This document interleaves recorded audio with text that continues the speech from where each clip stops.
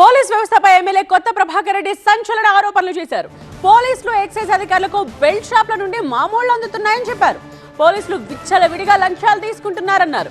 దుబ్బాక మిరుదొడ్డి ఎస్ఐలు భారీగా వసూలు చేస్తున్నారని ఆరోపించారు. తెలంగాణలో పోలీస్ వ్యవస్థ పూర్తిగా నిర్వీర్యమైందన్నారు ఎమ్మెల్యే కొత్త ప్రభాకర్. పోలీసు వ్యవస్థ పూర్తిగా నిర్వీర్యం అయిపోయింది.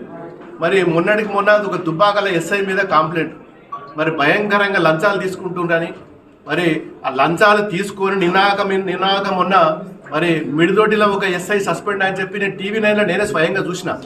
ఎస్ఐ లంచం తీసుకుంటే పట్టుబడ్డాడు, 10,000 రూపాయలు లంచం తీసుకుంటే సస్పెండ్ చేసినామని చెప్పి టీవీలలో హోంగార్డ్ తర్వాత ఎస్ఐ సస్పెండ్ అని చెప్పి ఎస్ఐ లంచం తీసుకున్నాడు, హోంగార్డ్ త్రూ కానిస్టేబుల్ త్రూ తీసుకొని ఎస్ఐ వేరే దగ్గర పెట్టిండని చెప్పి టీవీలలో టీవీ 9లో వచ్చింది వార్త.